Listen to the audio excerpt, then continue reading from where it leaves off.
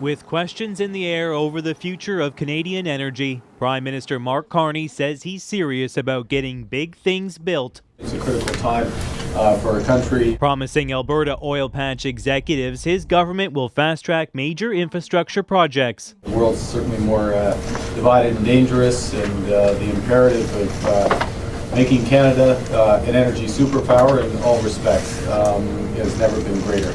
According to an internal memo obtained by CBC News, Ottawa is preparing a bill to streamline approvals to start construction faster. Anything from new mines and nuclear plants to ports and roads could be given the green light. I have said that we want a sovereign Alberta within a united Canada. The commitment comes as Carney prepares to meet premiers for the first time since the election in Saskatoon on Monday. Danielle Smith has a list of demands, including Ottawa's blessing for a new oil pipeline to Tidewater. Saskatchewan's Scott Moe wants that too. So I do truly believe there is a path forward, notwithstanding the feeling of alienation that many people in my province and other areas of Canada have felt.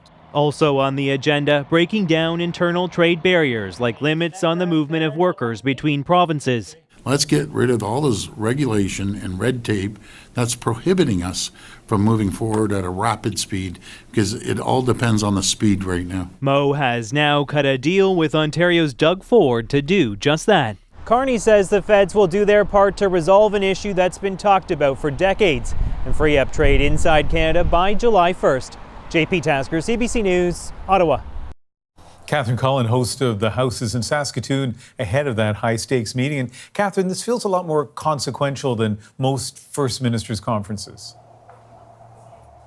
Ian, the hopes coming into this meeting are quite high. Saskatchewan's Premier Scott Moe said that when it comes to the economy, this is the largest single opportunity he has seen in his lifetime. And no premier's wish list is guaranteed. Premiers have told me that they think this isn't a foregone conclusion, that what happens behind closed doors tomorrow is really going to matter. New Brunswick's premier has even compared this to the Hunger Games.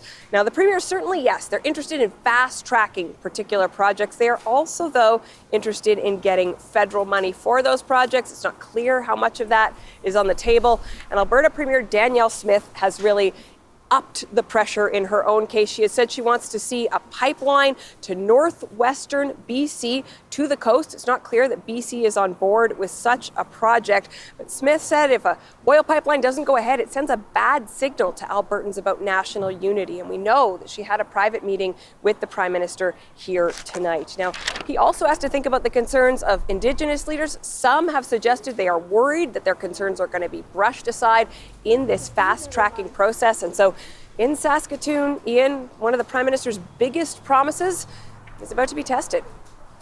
Catherine Cullen, thank you.